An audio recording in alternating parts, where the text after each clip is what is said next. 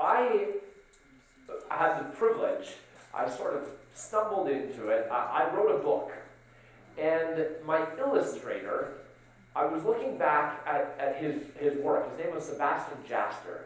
And I was looking back months later, and he kept all his rough work. And I realized he illustrated exactly how to change the world. Here's what I mean. You start off with a rough idea. This is one of his initial doodle sketches of one of the illustrations. And it doesn't look like much, but it's a first crack at it. It's a first try, and you probably have ideas, things you want to do, things you want to accomplish. Maybe they're in this form right now. Ideas you've heard today. Things you want to put into action. The problem is most people stop there. They say, well, that doesn't really look all that good. They're not willing to do the hard work to make it happen. The next step is to put the foundations in place. To go back and do the basics. Focus on the foundations. Finally, we'll start to add in the details as we go. Some things will change along the way. We'll drop some ideas completely. We'll clean it up, and then finally add in the color. The problem is, most people only ever see that. And so they might be tempted to think that if their first attempt didn't look like that, then their first attempt was a failure. But they forget that there's a whole journey, there's a process involved. And I think we should enjoy the journey. It takes hard work to accomplish things. Sebastian, it took him 6 tries to produce one illustration, but he probably had 10 or 20,000 hours of experience to back that up. We shouldn't be afraid of doing the hard work that will move us forward. That's all part of the journey. So whether you're trying to change the world or just change yourself, I think we should enjoy the journey, wherever we're at. Would you like to hear the story? Yes. I always loved story time in school, and I don't know, we grow up and then they stop story time for some reason. I don't know why they do that. So I'll end my section of the day with a story. In some ways it's what I've learned, and maybe what I have to offer. It's called The Time to Climb. To everyone who has ever taken a chance. Not so long ago, and not so far away, in a land quite like yours, at the end of the day, a young boy named Jack and his mother did sit in a shim-shabby shack that was just dimly lit. The cupboards and gardens were empty throughout. You see, all that would grow was a lone Brussels sprout. So hungry they sat. Mother cried with a sigh, "Oh, you must go sell our cow." And a tear filled Jack's eye. Oh. And a tear filled Jack's eye. She gave milk every day, their old cow, milky white.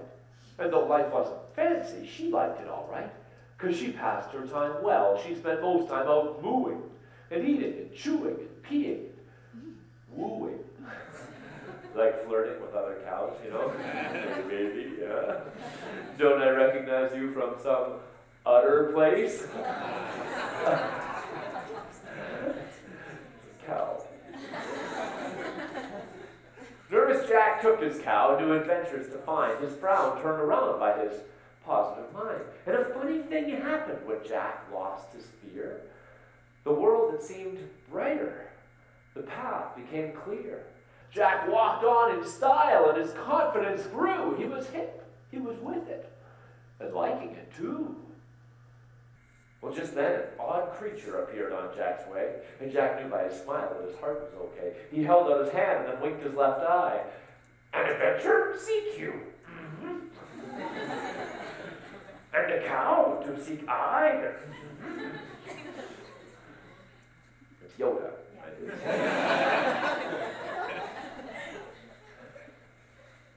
The cow wasn't actually Yoda. "The cow you do have, and these 5 beans have I.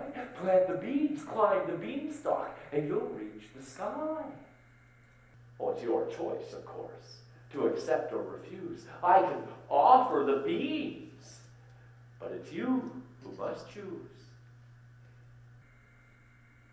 Well, Jack longed for adventure, and Jack's time was now. So the trade he accepted the beans for his cow. A cow for some beans, 'twas a trade quite absurd.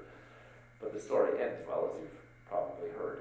So Jack hurried home, magic beans in his hand, but his mother, he feared, would not quite understand. And angry she was. Mother yelled, screamed, and jumped. She hollered and pounded and hooted and thumped. Jack's mom sometimes threw things when not quite content. So those 5 magic beans, out the window they went.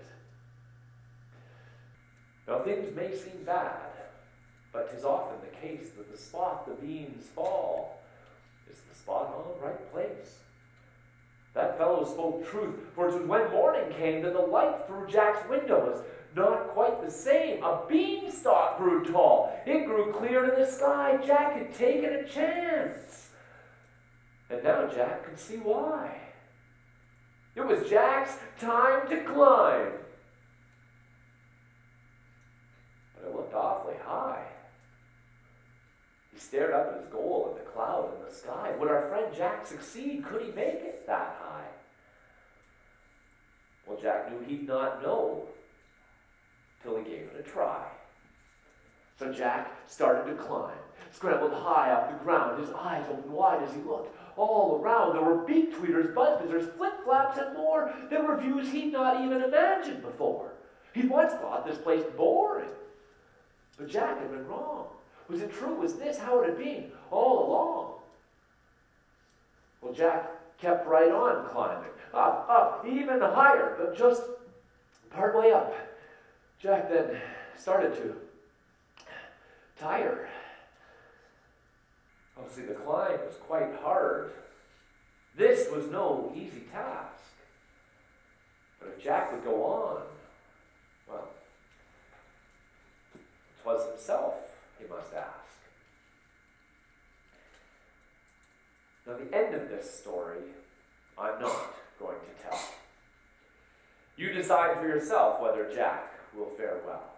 You see, Jack's just a symbol, but your life is real. Why not find your own beanstalk, then see how you feel.